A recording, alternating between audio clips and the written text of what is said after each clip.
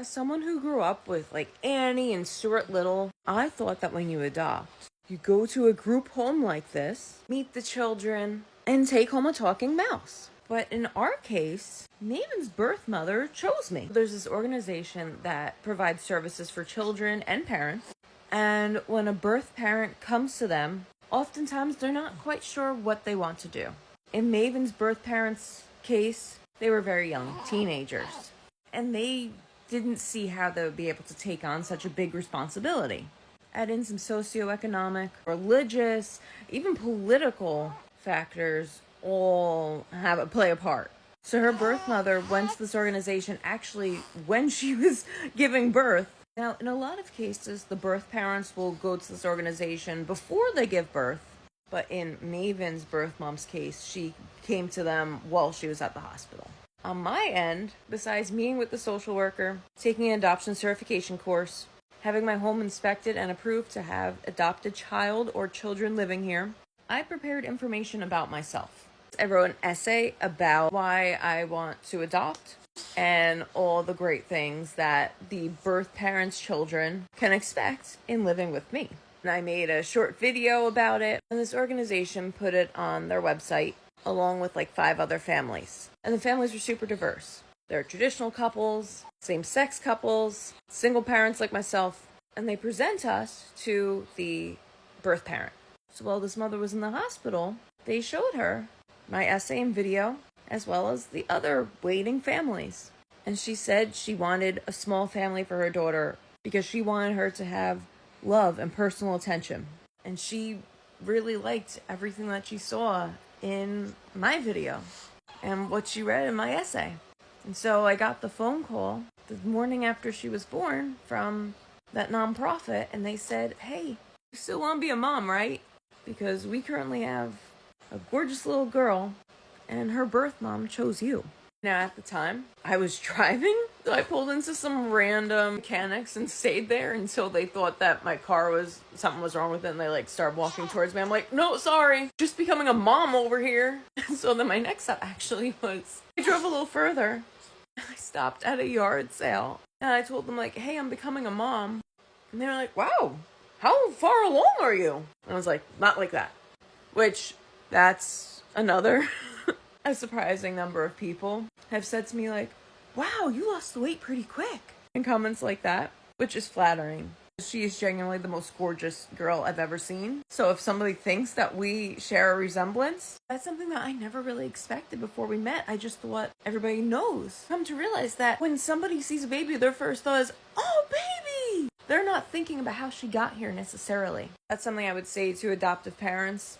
Don't be so paranoid about people thinking about adoption, because they're probably not. And even if they do, I cannot tell you how supportive people have been. People just love babies.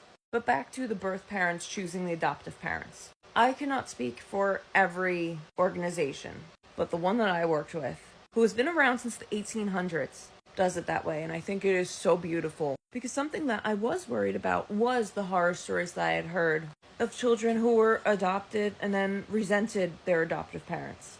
And so nowadays, so many of these adoption cases are open. The birth parents stay in the life of the child. Her birth mother, for example, asked for pictures after a few weeks. She just wanted to see how happy and healthy this beautiful girl is. And she said she was really happy to see that her daughter was provided the loving, safe, stable home, which, what could warm your heart more? So actually, that's another common misconception, because so many people say to me, "Oh, you must have waited a really long time. You must have had a really long time to prepare." I wanted a child for as long as I can remember, but I started really seriously thinking about it during COVID. But I wasn't listed on the organization's website or anything until 8 months before I met this girl. And that's exactly what they said, that the adoption process typically takes 8 months to 3 years. A lot of the time you know that your child is about to be born, and so you're able to prepare and to get the bassinet and pick it out and set everything up ahead of time. But with me, she was born on Friday. I got the call Saturday morning, and they said, "Look, we don't know when they're going to release her from the hospital because she's premature, so you need to be ready. Go buy the bassinet right now, because we're going to be calling you between tomorrow and Monday. Get your car seat, because you need to pick her up." So that's literally what happened. I ran out to the few places that still sell baby things. I ordered overnight shipments of the other things that I could. And then 2 days later, I signed the paperwork at the hospital that made me her guardian and met my daughter and took her home. So even though there wasn't a lot of time to prepare for her specifically, it was a relatively easy process compared to what I expected. I have heard of so many horror stories of how impossible it is. In fact, to prepare, I even worked for another adoption agency and an adoption consultant. And there's definitely importance in what they do. But they charge thousands and thousands of dollars, tens of thousands of dollars for their services. Which brings me to my next misconception. Adoption is always super expensive. And that's not so. Sure, if you go international adoption, yes, probably. That's a totally different beast. You're not getting the parents choosing you. That's not what we're talking about here in that case. We're also not talking about foster care. I have friends who foster, and that's amazing work, but something very different. In her case, there were several fees, like a $2,500 fee to have my home approved, but that covered the social work visits and a lot of other things. And then they charge a percentage of what you make. You provide your tax documents, and the adoption fee is fairly based on what you make. But I'm not sure if this is like this in every state. I'm in New Jersey. They do offer tax benefits and adoption maternity leave.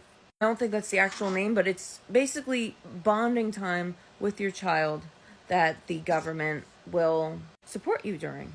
And so with that, the fees are not as astronomical as you may think, because the tax incentives definitely make up for what a lot of those fees were. And then with the maternity support, you definitely don't feel like you're on your own. Bringing this girl into my life was by far the best decision of my life. And I'm not saying that it was easy, the process was easy, that any of this was easy.